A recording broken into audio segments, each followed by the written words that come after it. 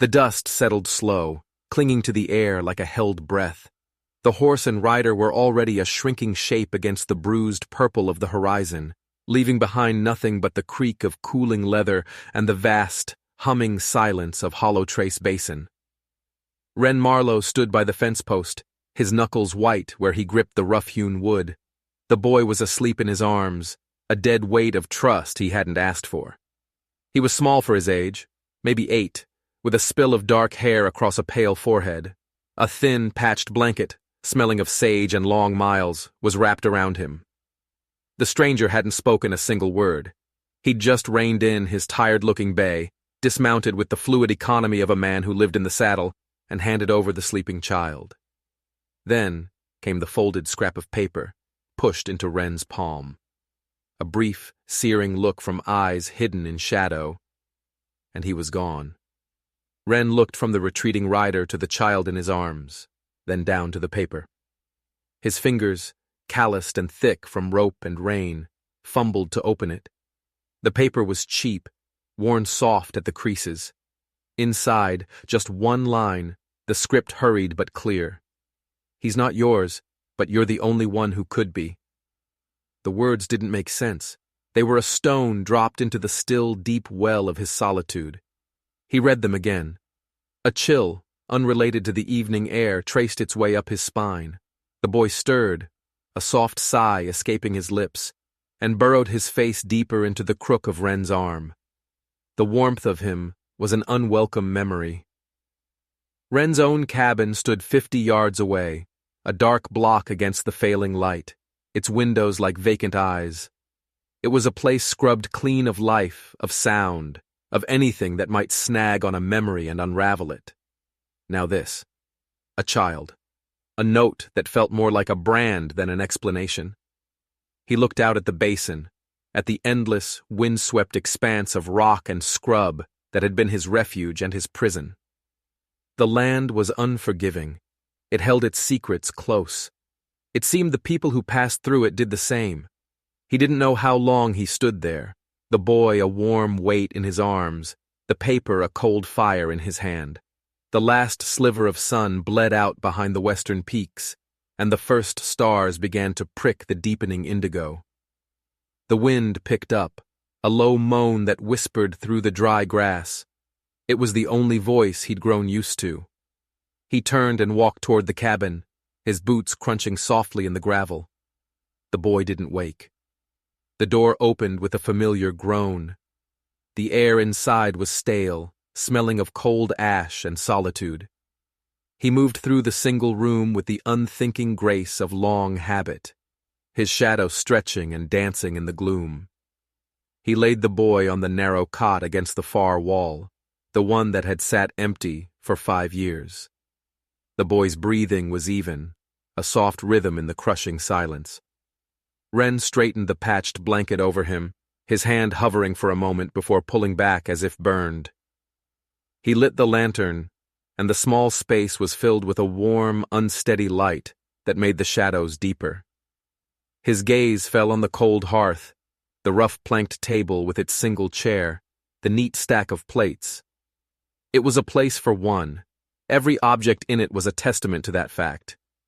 He unfolded the note again and set it on the mantelpiece, propped against a tin of coffee. The light caught the ink. "He's not yours." That part was a plain fact. He felt no connection to the child sleeping on the cot, no flicker of recognition in the small, still face. But you're the only one who could be. That part was a hook, a puzzle, a burden. He ran a hand over his face, the rasp of his stubble loud in the quiet room. Who was the stranger? A ghost from a past he'd tried to bury. A woman's face flickered at the edge of his mind. Sarah's cousin, maybe? The one who'd married a gambler and drifted west, swallowed by the territories. He couldn't be sure. The memory was thin, worn through like old cloth. He made coffee, the familiar ritual a small comfort. The scrape of the grinder, the hiss of water, the bloom of steam. He sat at the table, his back to the cot, and stared into the dark liquid in his cup. The boy's presence was a physical thing, a pressure against his back. It changed the very air in the room, filling the empty spaces he had so carefully cultivated. He thought of another boy, another cot, a small hand that used to reach for his in the dark. The memory was sharp, a shard of glass in his gut. He pushed it down, hard. He had built his life on the bedrock of that loss, a solitary monument to what was gone. To let anything new in felt like a betrayal, a desecration. He drank the coffee, black and bitter. The boy on the cot didn't move. The wind keened outside, a lonely sound. Ren sat there for hours, watching the lantern flame dip and sway, until the first pale light of dawn crept over the edge of the basin. The boy was awake. He wasn't crying or calling out. He was just sitting up on the cot, the patched blanket pulled up to his chin, watching Ren with wide, unnervingly still eyes. They were the color of a stormy sky, a deep, unsettled gray. Ren looked back, his own gaze hard and uninviting. He'd dealt with frightened colts that had more panic in their eyes than this child. The boy's stillness was a different kind of wildness. "There's food," Ren said, his voice rough from disuse. He gestured with his chin toward the table where a plate of fried bacon and day-old bread sat. The boy didn't move. He just kept watching, his small face impassive. Ren felt a flicker of irritation. He wasn't used to being looked at like that, as if he were a puzzle to be solved. He turned away, busying himself with washing his own plate in the basin. He could feel the boy's eyes on his back. Finally, he heard a soft rustle of movement. The boy slipped off the cot, his bare feet silent on the wooden floor. He walked to the table and stood there for a moment, looking at the food. He picked up a piece of bacon, his movements deliberate, and ate it slowly, his eyes never leaving Ren.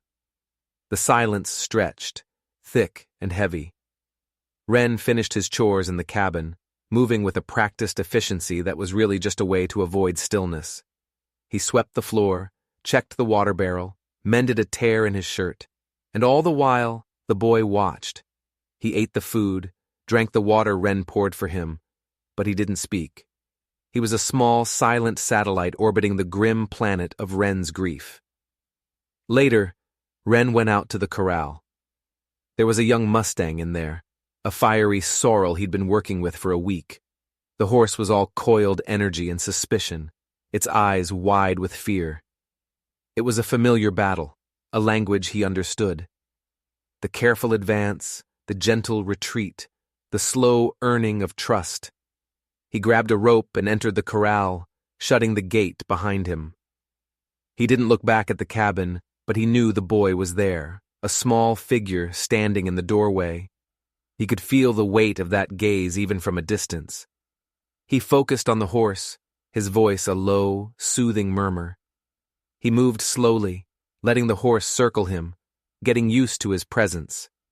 It was a delicate dance, a conversation without words. The sun beat down, hot and white. Dust rose in clouds from the horse's stamping hooves. An hour passed, then two. He made progress. The horse's ears softened, its breathing slowed. He was close to being able to touch its neck. He was so absorbed in the task that he didn't hear the cabin door close. He only knew the boy had moved when he saw a small shadow fall near the corral fence. Tommy was sitting on the ground, his back against the wood, his knees drawn up to his chest. He was just watching, not with impatience, but with a deep, consuming focus, as if he were memorizing every move, every shift of weight, every soft word Ren spoke to the frightened animal. The sight was unsettling. It mirrored another memory. Elias, his own son, sitting in that exact same spot, his small face alight with wonder as he watched his father work. The parallel was so sharp, so painful that Ren flinched. The Mustang saw the sudden movement and shied away, its fear renewed. Ren cursed under his breath, his frustration directed not at the horse, but at the ghost sitting by the fence. He turned his back on the boy and focused on the horse again, his voice harsher than before. He would not let the past intrude. He would not let this strange child pry open the doors he had nailed so firmly shut. But the rhythm was broken. The connection with the horse was lost. All he could feel was the silent, steady pressure of those storm-gray eyes. That evening, a hard silence fell between them again. Wren made a thin stew, and they ate on opposite sides of the table. The boy, whose name he still didn't know because he hadn't asked, ate with a neatness that seemed out of place. After the meal, Wren found himself restless. The cabin felt smaller, the walls closer. He went to the old wooden chest that sat at the foot of his bed. He opened it. The scent of cedar and old memories rose to meet him. Inside, folded neatly, were clothes that were too small for any man. A tiny flannel shirt, a pair of denim trousers worn through at the knees, and at the bottom, a pair of small, sturdy leather boots, Elias's boots. He had bought them in town, a proud day. Elias had stomped around in them, pretending to be his father, his small face serious with purpose. Wren picked one up. It was light in his hand, but it felt impossibly heavy. He could almost feel the phantom warmth of his son's foot inside it. He saw the fire, the red glow against the night sky, the smell of smoke and burning pine, the frantic shouts, his own voice, hoarse and raw, screaming a name that was never answered. He slammed the chest shut, the sound echoing like a gunshot in the small cabin. He looked over at the boy. Tommy was watching him, his expression unreadable. He hadn't flinched at the sound. He just watched, his gaze holding a strange, placid depth. It was as if he could see the ghosts that crowded the room around Wren, and he was not afraid of them. Wren turned away, his heart hammering against his ribs. He felt exposed, seen through. He grabbed his coat and went outside, walking until the cabin was just a small square of light in the overwhelming darkness. He looked up at the cold, indifferent stars. "He's not yours." The words were a comfort now, a shield. He repeated them to himself, a litany against the rising tide of memory. "He's not yours, he's not yours, he's not yours." But as the wind whipped around him, another phrase followed, unbidden. "But you're the only one who could be." Days bled into a week. A routine of sorts began to form. It was a routine built on silence and observation. Wren would rise before dawn, make coffee, and head out to the corrals. The boy, who Wren had started calling Tommy in his own head for lack of any other name, would wake soon after. He'd dress himself in the clothes he arrived in, eat whatever food was left for him, and then find a place to watch Wren work. He never got in the way. He never asked questions. He just watched. His silence was not empty. It was absorbent. He seemed to be drinking in the world around him, the way the wind shaped the dust devils, the way a horse's ears signal its mood, the way Wren's hands, rough and scarred, could be so gentle with a rope. One afternoon, Wren was mending a bridle on the porch, the leather warm and supple in his hands. The sun was low, casting long shadows across the yard. A stillness had fallen over the basin, the kind of quiet that lets you hear the beat of your own heart. And into that quiet came a new sound. It was faint at first, a thread of melody so thin he almost missed it. He stopped working, his hands frozen over the leather. It was coming from inside the cabin. He looked through the open doorway. Tommy was sitting on the floor by the cold hearth, his back to the door, tracing patterns in the dust with his finger. And he was humming. A simple, wandering tune. A lullaby. Wren's breath caught in his throat. It was Sarah's song, the one she used to sing while mending or baking, the one he'd picked up from her, humming it without thinking when he was trying to calm a nervous foal or soothe a crying child, the one he had sung to Elias night after night, until the fire had silenced all songs. The sound was a key turning in a lock deep inside him. A door creaked open onto a room full of pain he had thought was sealed forever.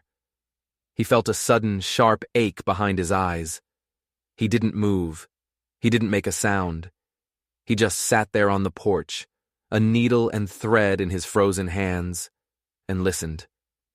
He listened until the boy's humming faded into the quiet hum of the evening, and the melody was left hanging in the air, a ghost of a sound that belonged to a life he no longer had.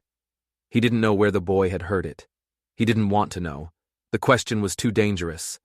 But the tune was there, a seed planted in the barren soil of his house. The next morning, the strangeness deepened.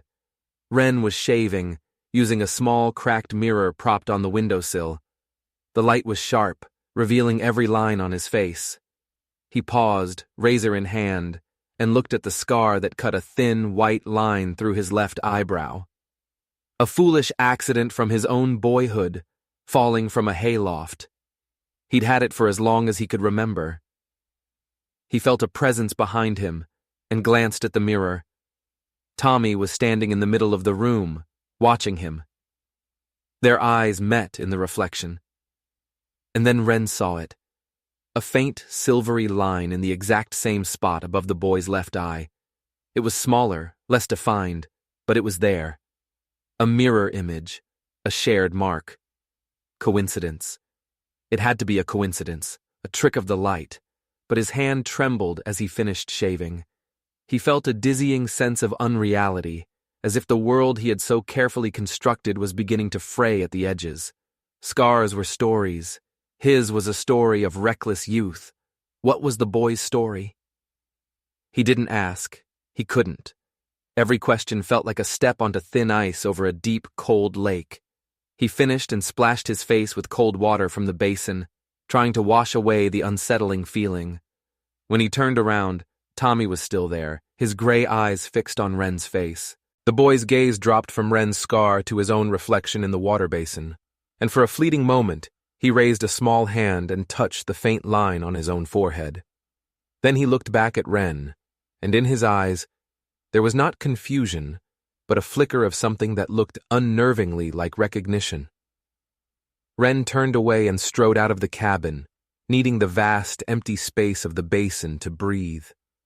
The shared scar felt like another link in a chain he didn't understand, binding him to this silent child who carried pieces of his past like stones in his pocket. A storm was brewing. The sky to the west turned the color of a bruise, and the wind began to whip through the basin with a mournful howl. The temperature dropped. Ren worked quickly, securing the livestock, checking the roof of the small barn, reinforcing the latch on the corral gate. Tommy followed him, a small shadow against the dramatic, darkening sky. The boy's thin shirt was no match for the biting wind. He shivered, his arms wrapped around himself, but he didn't complain or ask to go inside. He just stayed close, watching Ren's every move. As the first drops of icy rain began to fall, they retreated to the cabin. The storm hit with full force. Rain lashed against the windows, and the wind screamed like a banshee. The small cabin, usually a refuge of silence, was filled with the violent symphony of the storm. Ren built a fire in the hearth, the first real fire he'd had in a long time. The flames leaped and danced, casting a warm, flickering glow that pushed back against the tempest outside. He saw Tommy huddled on the cot, his face pale in the firelight. The boy was trying to be brave, but Ren could see the fear in the way he was clutching the old patched blanket, his small knuckles white. A memory surfaced, unbidden. Elias, small and terrified during a thunderstorm, crawling into bed with him and Sarah, seeking warmth and safety. Ren felt a pang, a familiar ache. He looked at Tommy, a stranger's child, alone and frightened in a strange place. Without thinking, without allowing himself to weigh the gesture, he crossed the room. He pulled the cot away from the drafty wall and closer to the hearth. Then he went to his own bed, took the thick wool blanket from it, and gently draped it over the boy. Tommy looked up at him, his gray eyes wide in the flickering light. He didn't say thank you. He just pulled the heavy blanket up to his chin, the rough wool a stark contrast to the thin, patched cotton he'd arrived with. It was a small thing, moving a bed, offering a blanket. But in the silent, charged atmosphere of the cabin, it felt momentous. It was an admission, an acknowledgement of the boy's presence, of his fear. It was the first deliberate act of care Ren had offered, and it hung in the air between them, more powerful than any word. He returned to his chair by the fire, his back to the boy, and stared into the flames. Outside, the storm raged. Inside, a different kind of storm was beginning to break. The note was still on the mantelpiece. Every day, the afternoon sun would slant through the window and fall across it for an hour or so. Wren had watched, with a detached sort of fascination, as the ink began to fade. The bold, hurried script was losing its sharpness. The black was turning to gray, the edges of the letters blurring. The physical proof of the boy's arrival, the only explanation he had, was slowly being erased by the light. Soon it would be just a blank piece of paper, the words absorbed back into the silence. It felt symbolic. The story of how Tommy came to be here was dissolving, leaving only the undeniable fact of him. A boy on a cot, a presence in his house, a pair of watchful eyes following his every move. The fading note was a release in a way. It meant he didn't have to keep looking at it, searching for answers that weren't there. It meant the past was becoming illegible. All that mattered was the present, this strange, uncomfortable reality he found himself in. The questions were no longer about where the boy came from, but what he was supposed to do with him now that he was here. The land outside was vast, but the cabin had become the whole world, a small, contained universe with its own laws of gravity and its own silent, spinning moons. And at the center of it was this boy, who carried the tune of a dead woman's song and the echo of a scar on his brow. The fading paper on the mantel was a quiet reminder that some stories aren't meant to be read, but lived. There was a place in the barn, under a dusty canvas tarp in the back corner, that Wren never went near. It was where he stored the last remnants of the life he'd had before, the life with Sarah and Elias. He knew what was under there: a rocking horse with a missing ear, a box of wooden blocks, and a small cradle carved from pine that he had made with his own hands. He had spent a winter on it, sanding the wood until it was smooth as riverstone, rubbing it with oil until it shone. He had imagined his son sleeping in it, safe and warm. Elias had only used it for a few months before he was big enough for the cot. After the fire, after Sarah was gone, after everything, he had dragged it all into the barn and covered it up, burying it just as he had buried everything else. One day, he was in the barn, reshoeing one of the ranch horses. A strong gust of wind, a precursor to another storm, blasted through the open barn door. It billowed the tarp in the corner, lifting it for just a moment. And the wind, funneled through the barn, caught the cradle just right. It began to rock, a slow, gentle, rhythmic creak, rocking on its own. Empty. The sound cut through the noise of his work, sharp and clear. He froze, hammer in hand. He stared at the empty, moving cradle. A ghost in the machine. It was just the wind, he told himself. A trick of physics. But his heart pounded in his chest. It was the saddest sound he had ever heard. A lullaby for no one. He looked over his shoulder. Tommy was standing in the barn doorway, drawn by the sound. His strange, old eyes were fixed on the cradle. He wasn't scared or surprised. He just watched it rock, his expression one of profound, solemn attention. He looked from the empty cradle to Wren, and then back again. In that shared gaze, in the space between the man and the boy and the ghost of the cradle, the silence was filled with a grief that was too old and too deep for words. The cradle rocked itself to a stop. The wind died down. But the image remained, seared into Wren's mind. An empty cradle, set in motion by a phantom breath. The silence began to break, not with a crash, but with small, hesitant cracks. Tommy started to speak.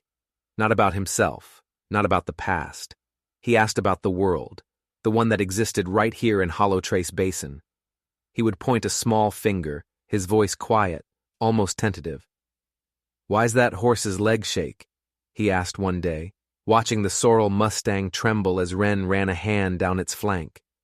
Wren, who was used to his own internal monologue, found himself answering out loud. "He's still scared. The fear gets trapped in his muscles. You gotta be slow. Let him know your hands are safe." He explained more than he meant to, talking about pressure and release, about how a horse thinks, how it sees the world. Another day, as they sat on the porch watching a storm cloud gather over the mountains, Tommy asked, "Does the wind get lonely?" The question was so strange, so childlike and yet so profound, that it caught Wren off guard. He looked at the boy, who was staring at the wind whipping through the tall grass. He thought for a moment. "I don't know," he said, his voice softer than usual. "Maybe. Or maybe it's just looking for something to talk to." He was teaching. He was answering questions he hadn't let himself think about in years. Each question from the boy was a small stone tossed into the still water of his solitude, and the ripples were spreading, changing the shape of everything. He found himself explaining how to read the sky for rain, how to tell the difference between a coyote track and a dog's, how to listen to the silence and hear what was hidden inside it. He was giving the boy a language for this harsh, beautiful place, and in doing so, he was starting to find his own words again. The boy's shoes were a disaster. The thin soles were worn through, and the seams were splitting. He walked with a slight shuffle to keep them from falling apart completely. Wren had been ignoring it, not wanting to deal with the implications, but he couldn't ignore it any longer.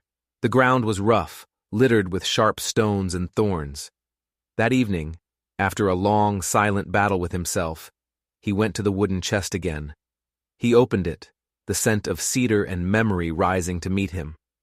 He reached past the folded shirts and trousers and pulled out the little leather boots. Elias's boots.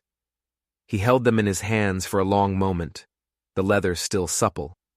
They were scuffed at the toes, marked by a life that had been cut short. He walked over to where Tommy was sitting by the hearth, watching the flames. "Here," Wren said, his voice thick. He knelt down. It was a gesture of service, of submission, that he hadn't made to anyone in 5 years. His hands trembled slightly as he took the boy's small, sock-thin foot in his hand. He pulled off the ruined shoe and slid the sturdy leather boot on. It was a little big. The boy's heel slid inside, but with thick socks, it would do. He did the other foot. Tommy sat perfectly still, letting him do it. When both boots were on, the boy looked down at his feet. He wiggled his toes. He looked at the scuffs on the leather, the solid heel, the strong laces. Then he looked up at Wren, who was still kneeling before him. The boy's face was impassive as always, but there was a flicker in his storm-gray eyes, a deep, questioning light. He didn't say anything. He didn't have to.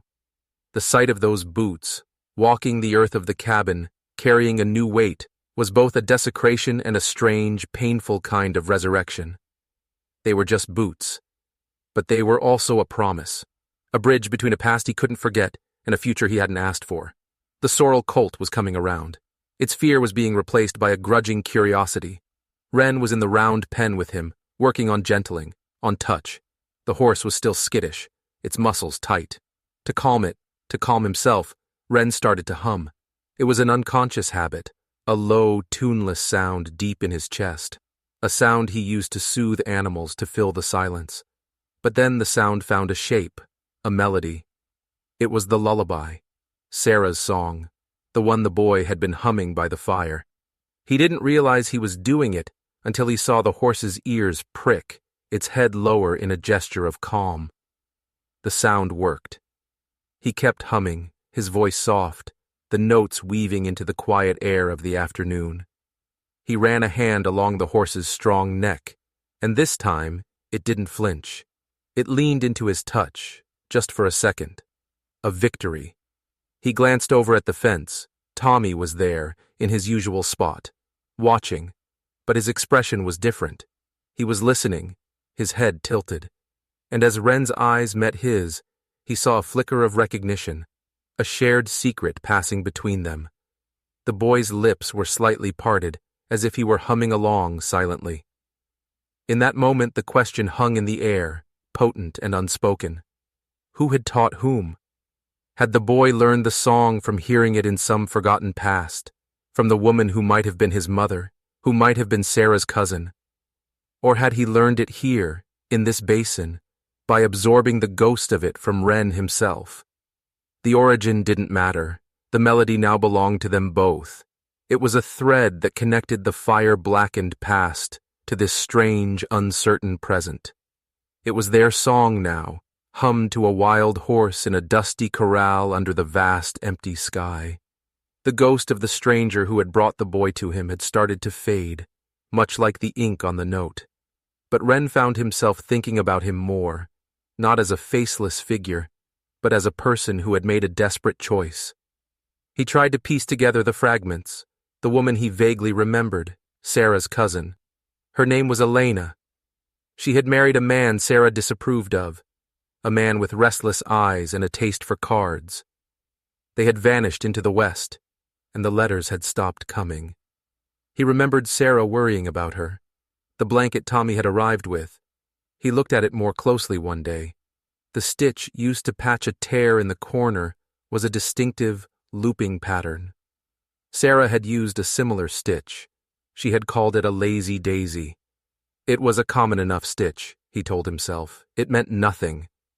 But the idea took root. What if this boy, this quiet, watchful child, was Elena's son? What if her husband had died or run off, and she had been left alone, destitute? And what if she, knowing she was sick or in trouble, had sent her son to the only person she could think of, the husband of her last remaining family? To a man she knew was alone, in a place so remote no one would ever come looking. You're the only one who could be. It wasn't about a shared past. It was about a shared solitude. Perhaps she knew about Elias. Perhaps she knew Wren's heart was a hollowed-out space, the only kind of space big enough to hold a grief as large as a lost child. The not knowing was a particular kind of torture. It meant there was no story to tell the boy when he eventually asked. There was no, "Your mother was a brave woman." There was no, "Your father was." There was only this: the cabin, the basin, the man who was not his father. The bond between them couldn't be built on a shared history. It would have to be built on this, the shared present, on silence and work, and the slow, patient gentling of a wild heart. A rider came through the basin, a rare event. It was Jed Olson, from a ranch 2 valleys over, a man with a hard face and eyes that were always assessing, counting. He was trailing some stray cattle and stopped for water. He reined in by the corral, his gaze sweeping over the property, lingering on the cabin. Wren came out onto the porch, his posture guarded. "Olson," he said, a flat acknowledgement. "Marlowe," Jed grunted back. His eyes fell on Tommy, who had come to stand in the doorway behind Wren, a small figure partially obscured by shadow. Jed's eyes narrowed. "Didn't know you had company. Whose kid is that?" The question was casual, but it landed like a stone. It was a question of ownership, of belonging. Wren felt a sudden, unfamiliar surge of heat in his chest. It was a fierce, cold anger, a possessiveness that shocked him. He didn't think. He just reacted. He took a half step to his left, positioning himself more fully between Jed and the boy. "He's with me," Wren said. His voice was quiet, but it had the flat, final sound of a rock hitting the ground. It was a statement, not an explanation. It was a wall. Jed Olson was not a man easily put off, but he heard the tone. He looked from Wren's hard-set face to the small shadow in the doorway and back again. He saw something in Wren's eyes that made him reconsider his line of questioning. He just grunted, watered his horse from the trough, and mounted up. "See you around, Marlowe," he said, and rode off without another word. Wren stood there until Jed was just a speck in the distance. He was trembling slightly, not from fear, but from the force of his own reaction. He had protected the boy. An instinct, primal and powerful, had risen up in him. He hadn't claimed him as his son. He hadn't lied. He had just stated a simple, unassailable fact. "He's with me."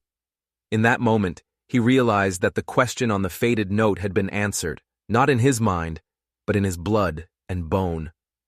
The boy might not be his, but he belonged here. With him. He turned and looked at Tommy, who was still standing in the doorway, his gray eyes watching him with that same unnerving stillness. But for the first time, Wren didn't feel like he was being judged. He felt like he was being seen. The first snow came early, a surprise blizzard that swept down from the northern peaks without warning. The sky turned a churning milky white, and the world dissolved into a fury of wind and snow. For 3 days, they were trapped. The cabin became their entire universe, a small wooden ark in a sea of white. The wind howled, a constant high-pitched scream that clawed at the walls and rattled the window panes. The forced proximity magnified everything. The silences between them grew heavier, charged with all the things that had never been said. The small space seemed to shrink, pressing in on Ren, leaving him no room to escape his own thoughts. The ghosts were restless. The storm outside mirrored the storm inside him. The howl of the wind was the sound of the fire. The white of the snow was the white-hot center of his grief. On the second night, he dreamed. He was back at the old homestead, the one that had burned. The air was thick with smoke, choking him. He was running through the house, shouting Sarah's name, shouting for Elias. The flames were roaring, eating the walls, the floor, the memories. He could hear a child crying, but he couldn't find him. The smoke was too thick. The heat was unbearable. He woke up with a raw shout, sitting bolt upright in his bed, his heart trying to hammer its way out of his chest. The cabin was dark, save for the faint, pulsating glow of the embers in the hearth. His breathing was harsh, ragged. And then he saw him. Tommy was sitting up on his cot across the room, a small silhouette against the faint light. He was just watching him. His face was a pale oval in the darkness. He wasn't frightened by Ren's shouting. He wasn't crying. There was no fear in him at all. He just sat there, a silent witness to Ren's terror, and in his stillness, there was a strange, deep empathy that felt older than he was. He was not a child startled by a nightmare. He was a sentinel, watching over a wounded man. Ren said nothing. He swung his legs out of bed and sat on the edge, his head in his hands, until the shaking stopped. He did not look at the boy again, but he knew he was not alone in the darkness. He knew the boy had seen all the way into the broken center of him and had not looked away. The storm broke on the third day. The wind died, and a profound, ringing silence descended. The world outside was transformed, buried under a thick blanket of pristine, untouched snow. The light that filtered through the window was bright and clean, but soft. Ren felt hollowed out, scoured clean by the nightmare and the long, sleepless night that followed. He sat by the window, staring out at the white expanse, seeing nothing. The energy had gone out of him. The walls he had built inside himself felt like they had been battered down, leaving him exposed and raw. He heard a soft sound, the shuffle of small feet on the floorboards. He didn't turn. Tommy approached him slowly, hesitantly. He stopped beside Ren's chair. Then, a feather-light touch on his arm. Ren flinched at the contact but didn't pull away. He looked down. The boy was holding something out to him. It was a small piece of firewood, whittled into a shape. It was rough, uneven, clearly the work of a small, unskilled hand with a dull knife. But it was unmistakable. It was a horse. The head was angled just so, the legs braced. It was the sorrel colt from the corral, captured in wood. A gift. Ren looked from the small carving to the boy's face. Tommy was looking at him with an expression of intense seriousness, his gray eyes searching Ren's. He had made this during the storm, sitting by the fire, carving a piece of the world he now inhabited, an offering. Ren's throat felt tight. He reached out and took the small wooden horse. His large, calloused hand closed around it. The wood was still warm from the boy's grasp. He held it, feeling the rough edges, the earnest, imperfect shape of it. It was the first gift he had received in 5 years. He looked at the boy, really looked at him, not as a symbol or a mystery or a burden, but as the person who had sat with him through the storm, who had watched him break and had offered him this small, solid piece of comfort. The air in the cabin was still, heavy with a fragile, unspoken truce. The only sound was the soft drip, drip, drip of melting snow from the eaves. Tommy looked down at the floor, at the toes of the big leather boots he wore, then back up at Ren. His voice was very quiet, barely a whisper. "Do I have to call you anything?" The question fell into the quiet room and seemed to hang there, shimmering in the bright, snowy light. It was the question that had been lying beneath every silence, every shared glance, every unspoken gesture since the day he'd arrived. It was not a question about a name. It was a question about a place, about what he was, who he was in this house, to this man. Ren's throat closed up. Every name he could think of felt wrong. Ren felt too distant, the name for a stranger.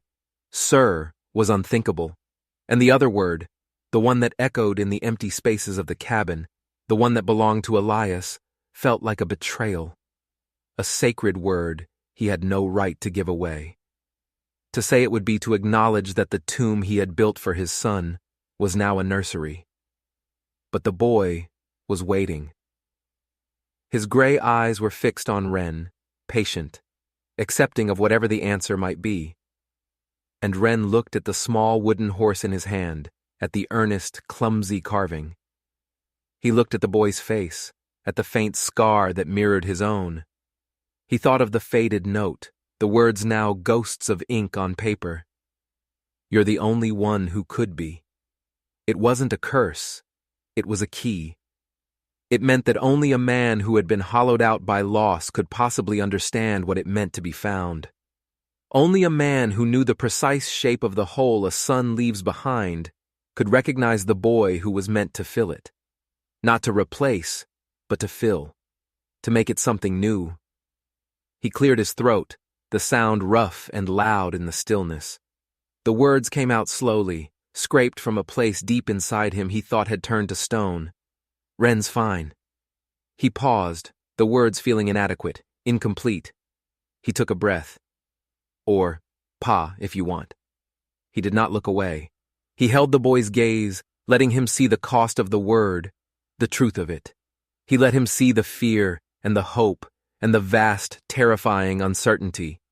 He was not giving the boy a name to use. He was giving him a choice. The boy didn't smile. The gravity of his expression didn't change. He just nodded. It was a small, almost imperceptible movement, a slight dip of his chin. But it was enough. A current passed between them, an understanding so profound it needed no further words. The crushing weight that had been pressing down on the small cabin seemed to lift. The air felt lighter, easier to breathe. It wasn't closure. There was no neat ending to their grief. It was an opening. A door creaking open onto a long, uncertain road they would now walk together. The boy turned and walked back to his cot, the big leather boots making a soft, solid sound on the floorboards. He picked up the patched blanket and folded it neatly. The silence that fell was different. It was no longer a silence of absence, but one of quiet companionship, a shared space peacefully held. Later, as the sun began to set, painting the snow outside in shades of violet and rose, they went out onto the porch. The air was frigid and sharp and clean. It felt like the first day of a new world. Ren felt the crinkle of the old note in his pocket. He pulled it out one last time. In the fading light, the words were almost completely gone, just faint impressions on the paper. He didn't need to read them anymore. He knew what they said. He carefully folded the note, its purpose served. He stepped toward the boy, who was looking out at the vast, beautiful, silent landscape. He reached out and tucked the folded paper deep into the pocket of the boy's coat, a secret passed from one heart to another. Then his hand rested on the boy's small shoulder, and he held on tighter than he meant to.